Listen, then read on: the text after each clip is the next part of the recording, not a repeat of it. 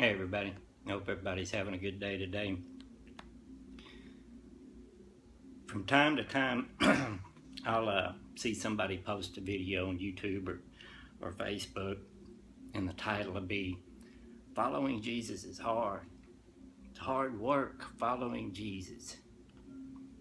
You gotta struggle every day." And whenever I see those videos, I always laugh a little bit because because I know the new life that I have now.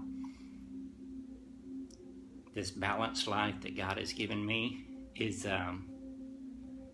way easier than that life that I was leading before I knew God. A lot of these people that do these videos, their attention is always sin, sin, sin, sin, sin. And it's all they focus on is sin. And if your mind is always focused on not sinning, then your focus is going to be on sin and not God. If your focus is on God, it's not going to be on the things of the world. You know, I have people from time to time send me in private messages novels, practically novels. It'd be 2 pages. I get tired of reading. I just quit. I don't read them anymore.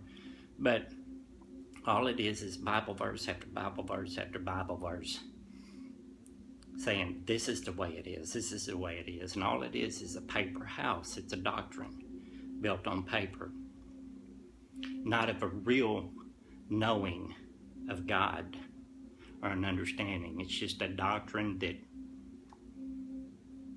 they've come to be indoctrinated with. But you guys know me. I since I was changed and given this new life, I like to look at the Greek and the Hebrew words to show people that those words in English in that Bible aren't exactly what they mean, that there's deeper meaning to those words. And you can't just look at those words in the English and because it misleads a lot of people. You know, a lot of people tell me that the way I preach or I share what God has done with me is that I'm teaching works of the law.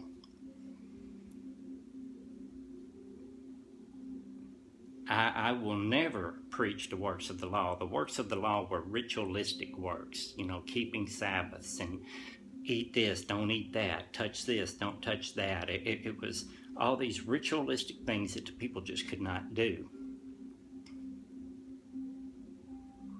But what I've always tried to tell people is that it's always been God's power that changed me. And all you guys out there who've been changed by God too, you know this. But what I always try to do is give you a little bit extra ammo so you can share with those people whenever they start throwing Bible verses at you. You know, I didn't just one day decide, okay, I'm going to quit using drugs. I'm going to quit smoking cigarettes. I'm going to stop being suicidal. I'm going to change everything about me so I can follow Jesus. That didn't happen. It was only because of God reaching down out of heaven and touching me and giving me of His Spirit that gave me the desire, the ability to turn from the things that were killing me. He came down and cleaned out His temple. One of the fruit of the Spirit is self-control, and the Greek word for that is temperance. And what that means is its dominion within can only be accomplished by the power of God. True mastery from in, strength within, not from yourself. That's why you can never boast of your own works. It's always God working through you. People hate hearing that if they hadn't experienced that or if they're indoctrinated with these paper houses because they just can't understand the things of the Spirit. Jesus said in Matthew chapter 11, verse 30, He said, "For my yoke is easy and my burden is light." Now, Jesus was talking to people under the law at the time, and he was telling them that his yoke is easy because it's not the burden of the law that nobody could follow. But it's also a twofold message there. The Greek word for yoke, it's Strong's number 2218. I'm not going to try to pronounce it, but it's Z-U-G-O-S. And it says it unites two elements to work together as one, like when two pans operate together on a balance scale. The root word is Strong's 4801, and it's spelled S-U-Z-E-U-G-N-U-M-I. It's defined when God joins two people together, when God joins you and Christ together for one purpose, yoked together, a common verb for marriage in ancient Greek. Whenever you become one with Christ, you're married, you're yoked together, and he carries you, and he does the work in you. You guys have heard the parable of the mustard seed. Matthew 13, 31 through 32. He says, he told them another parable. The kingdom of heaven is like a mustard seed which a man took and planted in the field. Though it is the smallest of all your seeds, yet when it grows, it is the largest of the garden plants and becomes a tree, so that the birds of the air come and perch in its branches. I did a little research on the mustard seed, the mustard tree. It's the smallest seed, but when it's planted, it only takes 2 to 3 years to reach full maturity, and it grows anywhere from 10 to 19 feet tall. You always have to break off the dead branches, and you have to harvest the seeds from it for it to continue to grow, but the most important thing that it has to have is a natural source of water. Okay, so I want you to remember that, because now I want you to go to Revelation chapter 22, verse 4. And there he says, they will see his face, and his name will be on their foreheads. Now I'm going to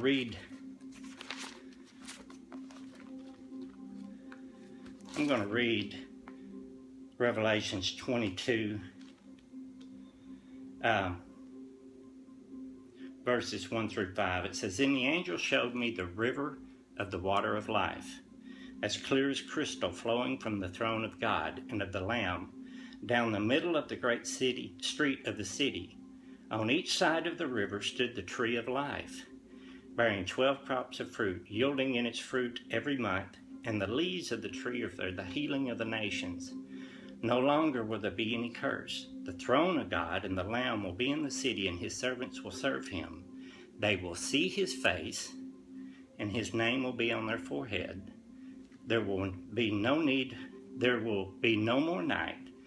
They will not need the light of a lamp or the light of the sun, for the Lord God will give them light, and they will reign forever and ever. Now remember that. They will see his face, and his name will be on their forehead, okay? Last week, in the middle of the week, this one day I kept hearing, in my mind, I kept hearing, you see what I'm saying? You know what I'm saying. You see what I'm saying? You know what I'm saying. Now, over the summer, I'd worked with my uncle some, and he would be showing me some things that I'd never done before, and he would always ask me after he showed me, he'd say, you see what I'm saying? And I'd always mess with my uncle and try to make my uncle laugh, and I would say, I don't see what you're saying, but I hear what you're saying. You know what I'm saying? And he would just look at me like I'm crazy and tell me just to leave, you know, it'd just make him mad. I was just teasing him. But last week I kept hearing in my mind, you see what I'm saying? You know what I'm saying. And I thought it was because of what I'd done over the summer, but it just kept going on and on and on in my mind. And finally, I said, God, what is it you want me to look at? And I didn't get an answer that day. The next night, I had a dream. And in this dream, I saw 2 suns in the sky. There was one sun that was really, really close to the earth, and it was just blazing. You could see the heat waves coming off of it, and it was just beautiful, bright, orange, red, yellows. It was pinks. It was beautiful. And there were some of us that could see it, and there was others that couldn't. And we were standing around, we were in awe at it, the ones that could see it, but other people were just walking around. They couldn't see it. They were oblivious to it, that it was there. The next day I woke up, and I still had, you see what I'm saying, you know what I'm saying, on my mind. I said, God, what are you trying to show me? He said, look up, see. Look up, see. And immediately I thought about Revelations chapter 22, verse 4. They will see his face, and his name will be on their forehead. The Greek word for the see in that verse there is Strong's 3708, H-O-R-A-O.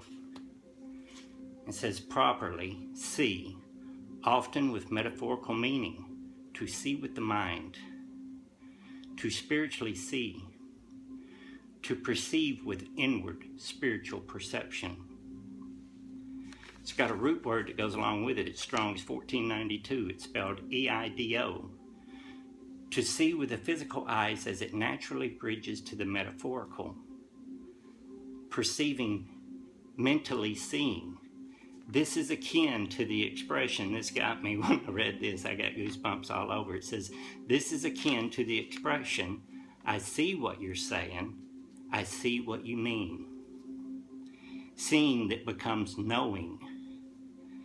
A gateway to grasp spiritual truth, reality from a physical plane. Then I looked at the Greek word for forehead, and it's Strong's 3359. It's spelled M-E-T-O-P-O-N. Literally the space between the eyes. It's got a root word of meta, M-E-T-A, Strong's 3326. It's behind, beyond, implying change afterward. What results after the activity? It looks towards the after effect, the change, the result. What happens when the kingdom of heaven is revealed within you? I've always told you guys, the kingdom of heaven is within. And it's God's power that changes you. And in my dream, some of us could see it, could see the sun, and others couldn't. Because some people had their spiritual eyes opened, and others' eyes were closed. They were blind. They had religion. They had paper houses that they'd built up, and they couldn't see it. So I want to go back to the parable of the mustard seed. And remember that it says that a mustard seed has to have a natural water supply. And the parable of the mustard seed ties in directly with the river of life in the kingdom of heaven. Because there's a river of flowing water, spiritual waters, that feeds the tree of life that we're all connected to. And if you're connected to the tree of life, if you've been made one with Christ, you've been married with Christ, Christ will carry you. Life is not always a cakewalk. It's not always 100% easy. I've lost friends and I've lost family because of the faith God has given me. But the new life that you have in Christ, his burden is light, the yoke is easy. There's nothing hard about following Jesus. And once you're attuned to that, and you start listening to that inner voice and listening for it, God will take you places that you never thought imaginable. And he will do things in your life that you never thought imaginable. Hope I didn't ramble too much.